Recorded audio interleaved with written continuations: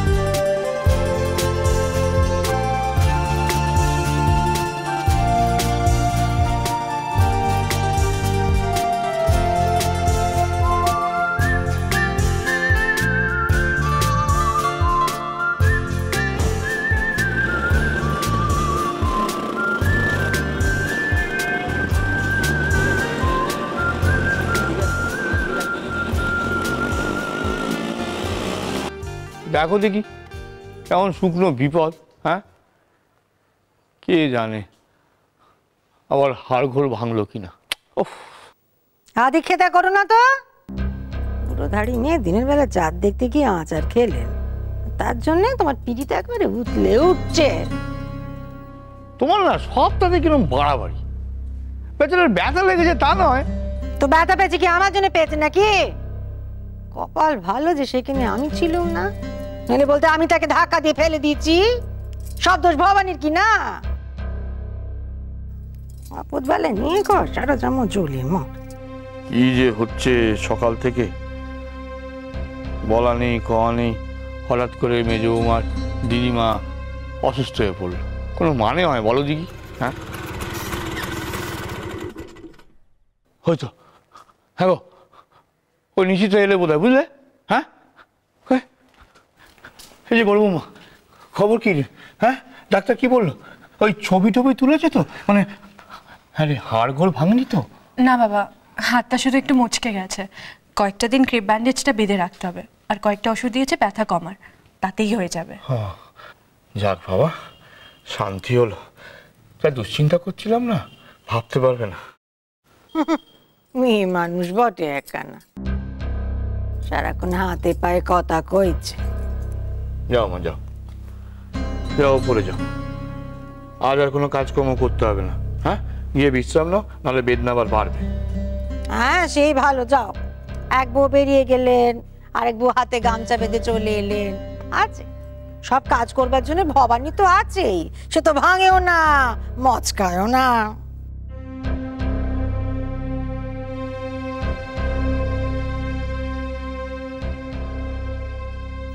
তো বারান্দায় গিয়ে কি দেখা হচ্ছিল? চার চারখানা বড়ির কুলো চোখে পড়লো না?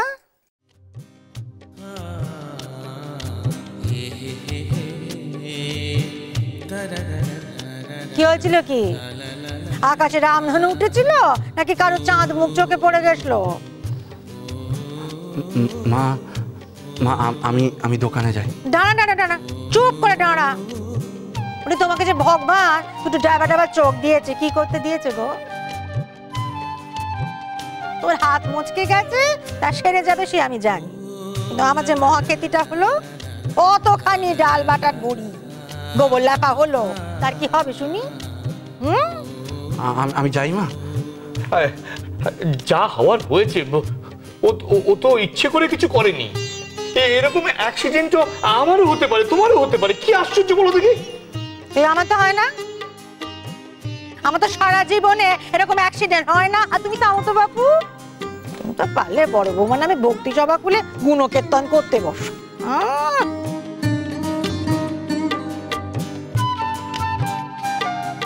না যাও, আর সময় মতো দাঁড়িয়ে থেকে কাজ নেই, যাও ওপরে যাও। যাও মা, ঘরে গিয়ে বিশ্রাম নাও, যাও। হ্যাঁ, যা ধকল গেছে, অতখানি বড়ি ধ্বংস করা কম ধকল, যাও।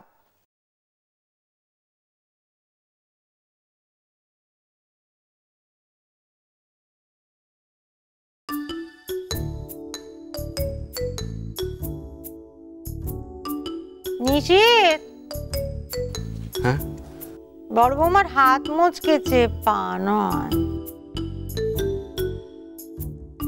ওকে কোলে তুলে যেতে হবে না বাপ।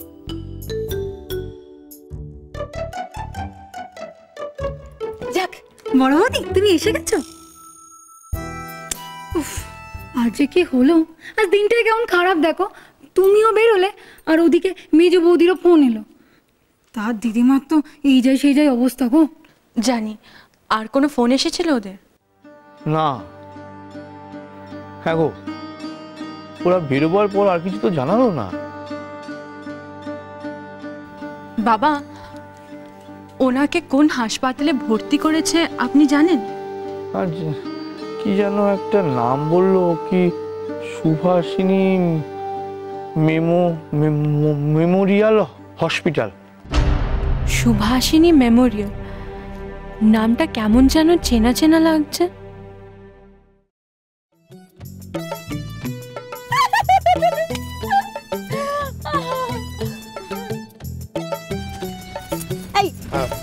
আমি প্ল্যানটা কেমন করলাম বলো?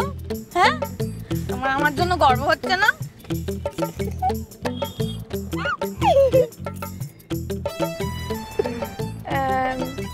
এই শোনো না, তোমার ফোনটা একটু দাও না। এখন আবার কাকে ফোন করবে? দাও না, এত কথা বলো না, দাদি দাও। দাও দাও। এই কি করছো? ব্যাস হয়ে গেল। এবার বাড়ি থেকে কেউ আমাদের খবরও নিতে পারবে না, আর কেউ আমাদের ডিস্টার্বও করবে না, শুধু তুমি আর আমি।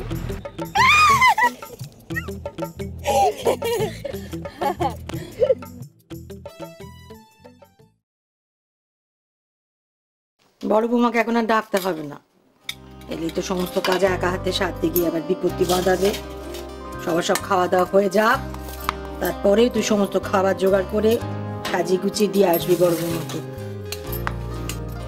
বাপের কি হলো বল দেখিনি? হ্যাঁ, ডেকে এলুম, বলুন খেতে দিচ্ছি, খাবার বাচ্ছি, এসো। সুন্দরী, হ্যাঁ যা বড় বাবুকে ডেকে নিয়ে আয়, বল খেতে দিচ্ছি।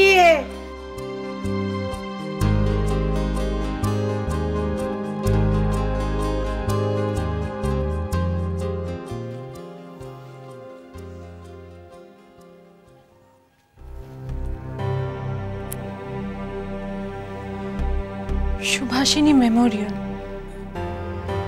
নামটা খুব শোনা লাগছে, কিন্তু কোথায় শুনেছি?